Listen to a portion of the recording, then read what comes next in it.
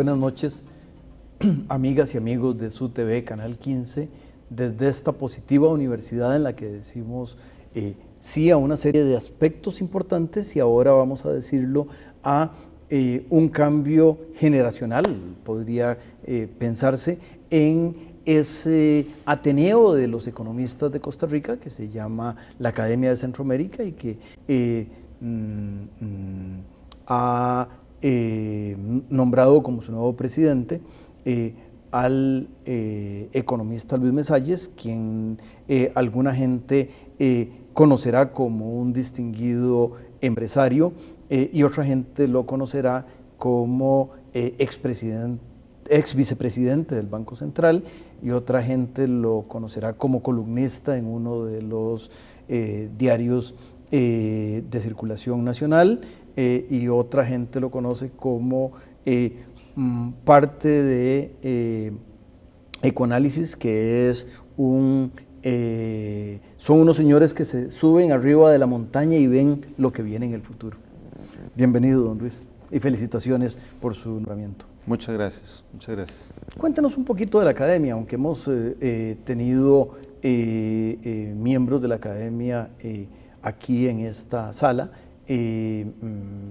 nunca habíamos hablado en específico de ella. Cuéntenos un poquito de la academia sin entrar a hacer historia, pero sí. ¿Qué representa? No, la academia pues es un centro de investigación y de divulgación de información y estudios básicamente de economía, que ya tiene cerca de 40 años de estar pues, haciendo su labor, conformada por un grupo grande de economistas en los cuales nos dedicamos en diferentes momentos pues, a hacer investigaciones y a estar organizando seminarios para divulgar los resultados de esas investigaciones, organizando seminarios o charlas donde venga gente tal vez de afuera para discutir sobre temas actuales, el modelo de desarrollo económico del país, etcétera. O sea que ahí hay mucha actividad que hace la academia, todo en torno a tratar de divulgar conocimiento, divulgar información sobre la economía, tratando de hacer conciencia dentro del público en general de hacia dónde va el país y qué es lo que se quiere hacer.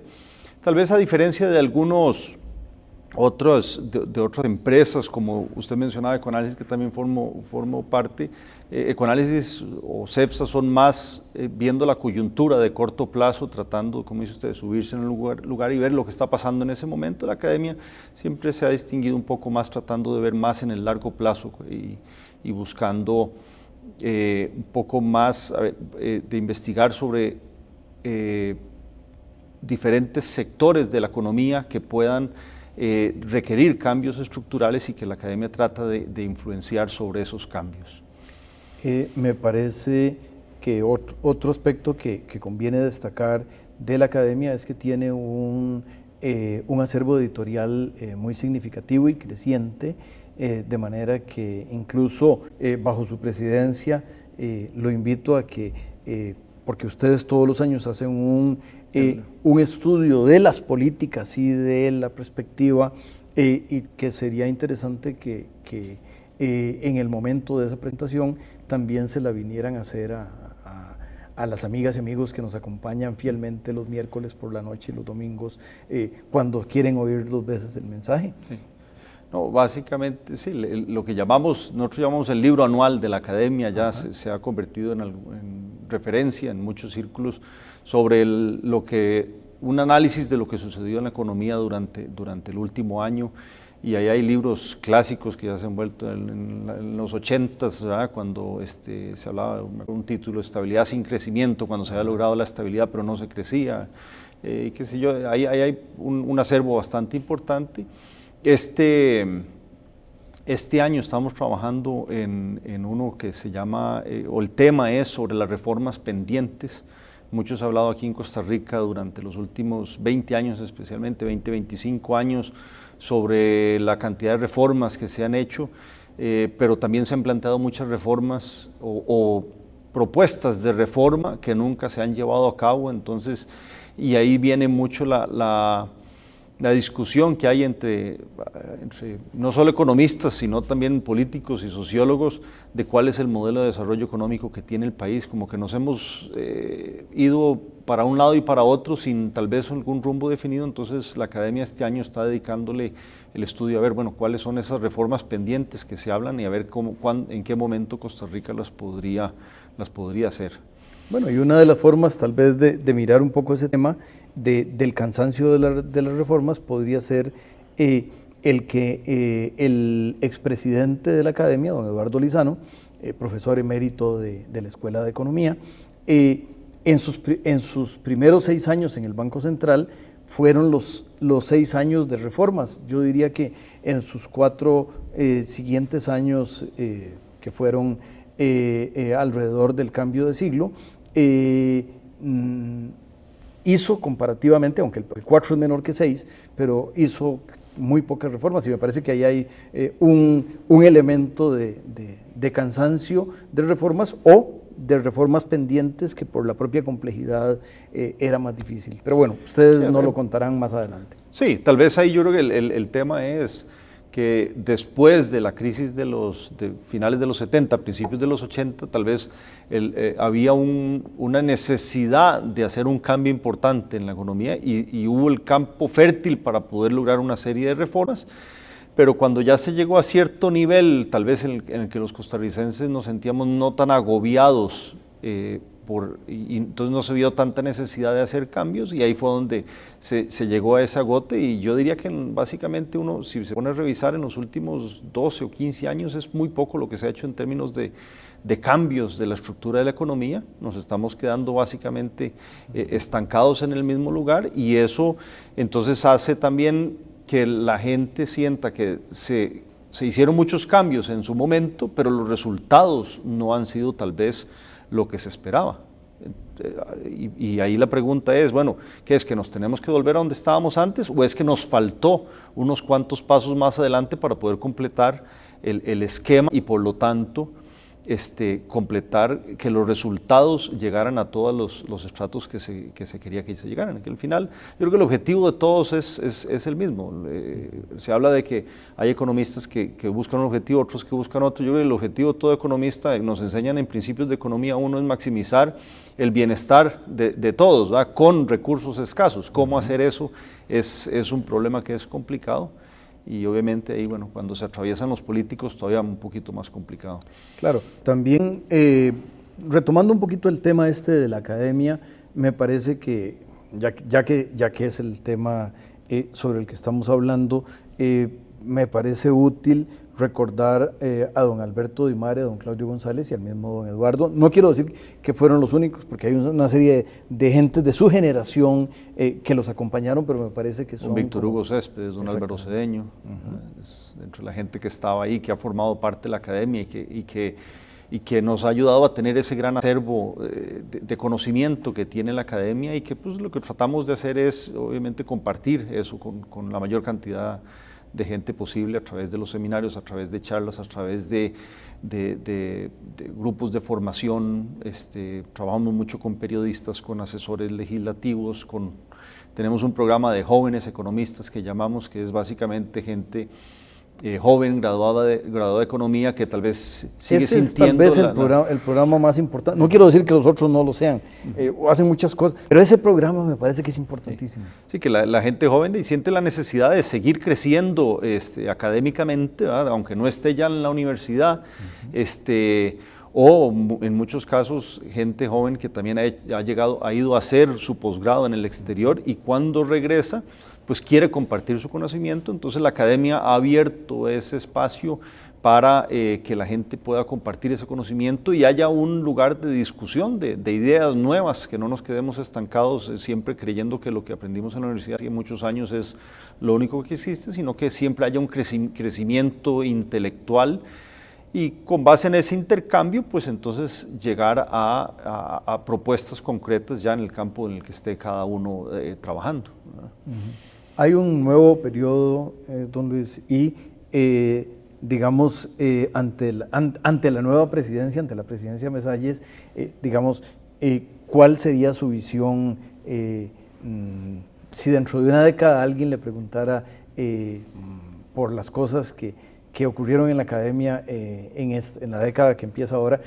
¿qué cosas le gustaría que se dijeran? Yo creo que la academia ha hecho, y volviendo a la historia, ha hecho una labor muy importante. Siento yo que lo que a la academia le falta tal vez es, o lo que a mí me gustaría, digamos, contribuir al aporte de la academia es llegar a ser un poquito más allá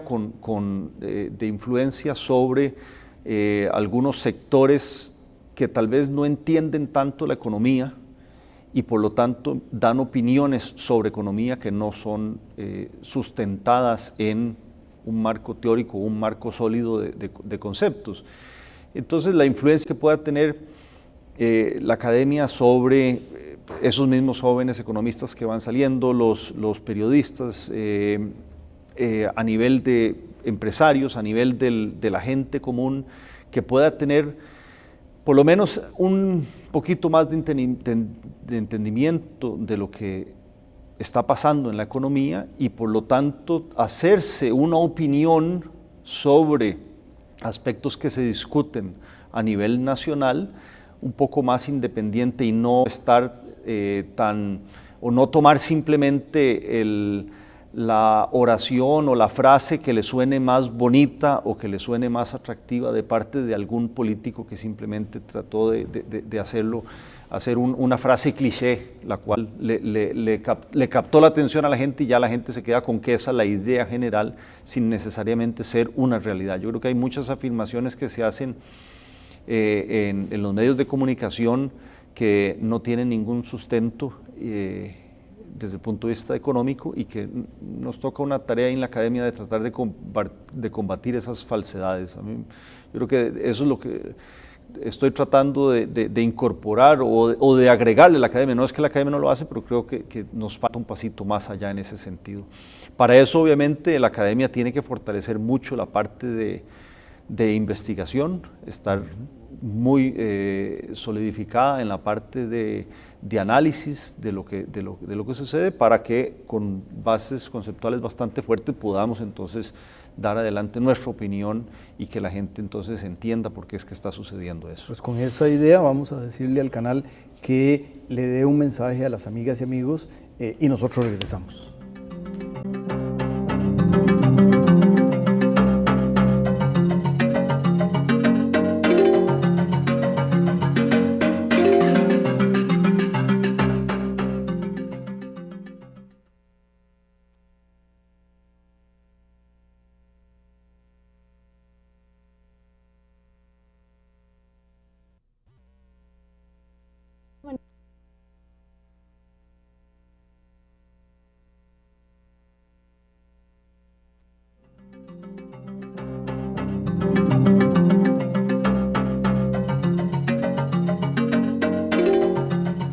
Como recordarán, amigas y amigos, estamos conversando con el recientemente electo presidente de la Academia de Centroamérica, el economista Luis Mesalles, y una de las cosas que dije al presentarlo es que fue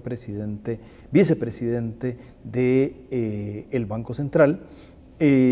digamos durante el periodo en que la inflación estuvo relativamente alta, sin que, y una de las cosas moderada, digamos. Moderada. Muy bien, no lo quise provocar. No tan baja como uno quisiera, pero a mí me tocó el periodo que ya habíamos salido de las inflaciones del 20, 30% y estábamos entre el 10 y el 15%. Okay. Sí. No, lo que pasa es que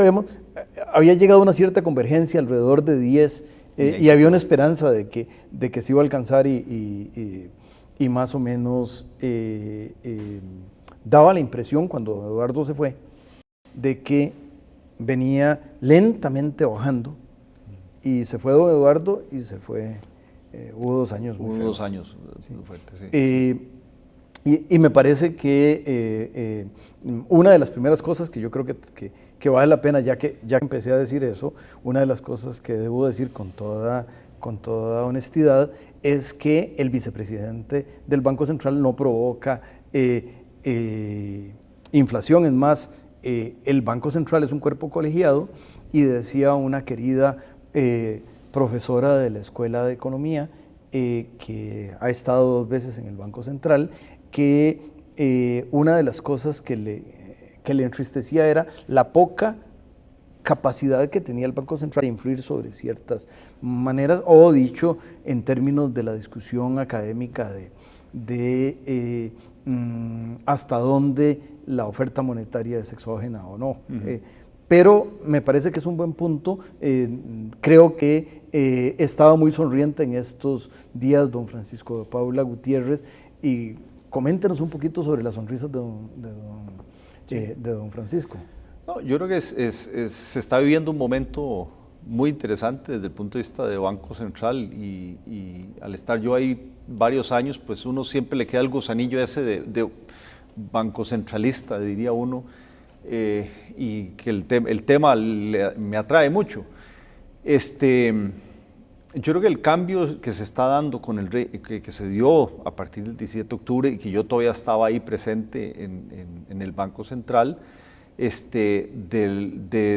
después de 22 años de mini devaluaciones, pasar a un régimen de bandas, pues creó una serie de expectativas de que esto iba a cambiar.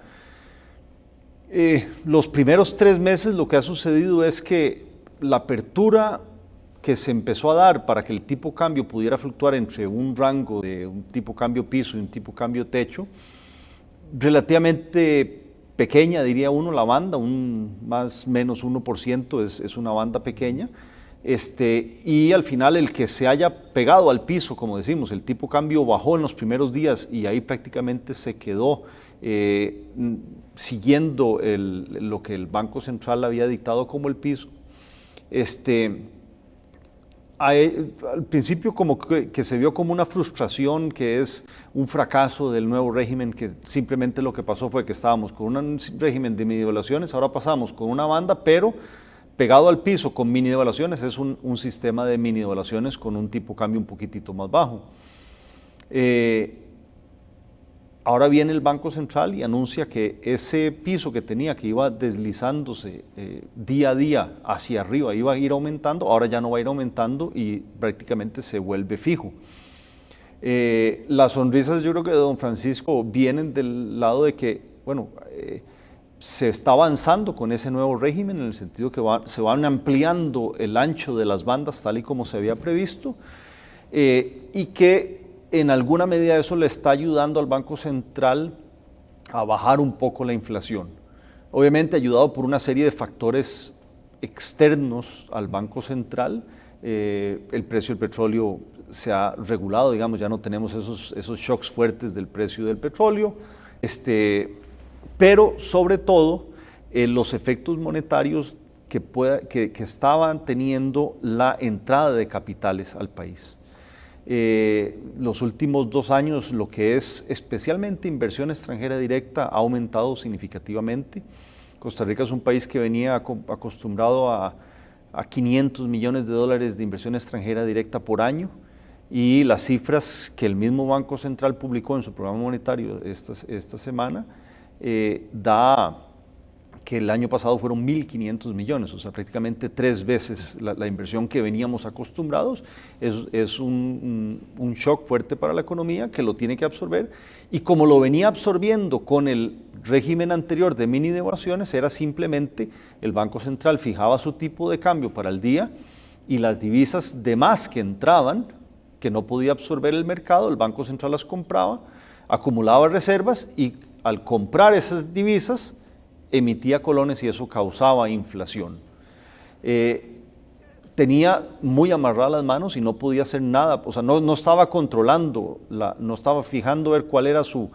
meta de inflación, sino que lo que le dictaba era la cantidad de divisas que entrara al país, y al final de cuentas lo que tenía que comprar. Al abrir esa brecha y empezar con el régimen de bandas, ya le está dando un poquitito más de libertad a los bancos, instituciones financieras, que negocien entre ellos las divisas excedentes, y si hay un banco que le sobren, otro que le faltan, lo puede negociar antes de llevarlas al Banco Central, y eso entonces ya hace que el Banco Central no compre tanta divisa como antes y empiece a tener un poquitito más de control de la inflación. Dicho eso, creo que que todavía es prematuro como para decir que esto va siendo un éxito, porque faltan pasos importantes. Uno de ellos es, bueno, ahora que se dio esta nueva política de no devaluar el piso de la banda del tipo de cambio, ¿qué va a suceder? ¿Va a mantenerse ahí el tipo de cambio pegado a esa banda? ¿Podría ser una devaluación cero durante todo este año 2007? Si siguen entrando divisas como vienen entrando, capital, inversión extranjera al país como ha venido entrando hasta este momento, y siguen sobrando divisas, el Banco Central va a seguir comprando reservas y va a seguir monetizando, entonces va a seguir poniendo presión a la inflación, entonces no va a lograr su objetivo de inflación del 8%. Entonces, si sigue pegado ahí, puede que el Banco Central eventualmente durante el año diga, no, yo aquí quiero, si quiero en verdad luchar contra la inflación, voy a tener que bajar otra vez el ritmo de evaluación del piso, que ya está en cero, tendría que hacerlo negativo. Entonces, que el tipo de cambio nominal empiece a caer, ¿verdad? Eso sería algo interesante de ver, que no lo hemos visto en Costa Rica bueno, solo una ocasión, ¿verdad? 15 días en el 91, creo que fue 91, 92, ¿verdad? Lo otro es, si ya no solo que no entre tanto capital, sino que empieza a haber más demanda por divisas, ya sea porque las importaciones están aumentando, porque haya gente que decida que sus inversiones no las quiere tener en colones, sino que las quiere pasar a dólares en el extranjero, entonces empieza a demandar más divisas. Uno podría ver un poco de faltante en el tipo de divisas, que haría que entonces ya no vayan al Banco Central a venderle ese sobrante de divisas. Pero bueno, ¿qué pasaría? ¿Se quedaría ahí entre medio de las dos bandas, piso y techo, o se iría de una vez al techo? Ahí yo creo que hay un poco de especulación y no está claro todavía. El juego de oferta y demanda nos diría que si el sobrante no es relativamente grande, pues entonces el tipo de cambio podría empezar a subir poco a poco, pero sin dispararse al techo. Hay otra gente que es de la hipótesis de que los bancos comerciales tienen muy poca flexibilidad de manejar reservas, porque divisas, porque el Banco Central les impone restricciones al movimiento de su posición cambiaria, que llaman, que es el neto de activos y pasivos en dólares, y como tiene mucha restricción, al final, si les falta un poquito de divisas, van a tener que ir al Banco Central a comprarlas, y el Banco Central se las va a comprar al techo, entonces sí nos dispararíamos al techo. Entonces yo creo que ahí faltan cosas por hacer dentro de este nuevo régimen, no solo ir ampliando las bandas, sino también irle dando un poquitito más de flexibilidad a los bancos para que empiecen a negociar divisas entre ellos y no solo tengan que ir al Banco Central. Y en ese momento, cuando entonces podemos empezar a ver que el tipo de cambio empiece a fluctuar un poquitito más y lograr el objetivo final del Banco Central, que es controlar la inflación, porque ya no va a tener esa restricción de que tiene que manejar un tipo de cambio, sino que las divisas se van a negociar libremente, no tiene que comprar divisas excedentes ni venderlas, las reservas se podrían mantener constantes y entonces ya tendría un poquito más de control sobre lo que puede hacer con oferta monetaria. Yo creo que eso está por verse y tenemos un año bastante interesante. Lástima que ya no estoy en el Banco Central, pero ahora me toca hacer el análisis desde fuera, que también es muy interesante, yo creo. Pasándonos a la acera de enfrente, el otro tema que no es directamente del sorte del Banco Central, es un poco lo que ocurre con la producción, y me parece que está claro. Escribió por ahí Jorge Vargas Culel un artículo memorable sobre Costa Rica del año 2075 o algo así, donde Guanacaste es realmente próspero y el resto se volvió recesivo. Y bueno, eso se empezó a ver de manera muy clara el año pasado en construcción y en otros indicadores importantes.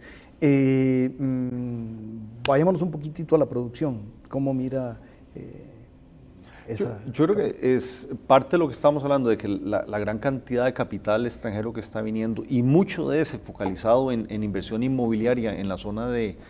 las playas, mucho Guanacaste, algo Pacífico Sur, es lo que está provocando esos cambios importantes desde el punto de vista del Banco Central, pero también desde el punto de vista del resto de la economía. Hay gente que habla del fenómeno de la enfermedad holandesa, ¿verdad? Como hablando de que cuando hay tanto capital que ingresa en un país, cambia la estructura productiva del país. Si el tipo de cambio fuera totalmente flexible en Costa Rica, o si hubiera sido totalmente flexible en estos momentos, hubiéramos tenido que el tipo de cambio hubiera bajado, y eso implica lo que llamamos una revaluación real del tipo de cambio, y eso hace que entonces las exportaciones se vuelvan mucho menos competitivas y a favor de más importaciones. Entonces eso hace que el sector productivo exportador empiece a decrecer, a ver ahí menos incentivos para que crezca. Pero eso, el final de ese círculo, don Luis, vamos a tener que invitarlo otra vez para que esté con nosotros, porque ahora tenemos que decirle a las amigas y amigos que el programa se repite el próximo domingo a las 6. Prometerles que usted lo tendremos otra vez aquí, ojalá cuando venga el libro, y decirle que esto se hace con sus impuestos. Sígalos pagando y siga disfrutando de esta buena televisión que hace Canal 15. Buenas noches y muchas gracias. Muchas gracias.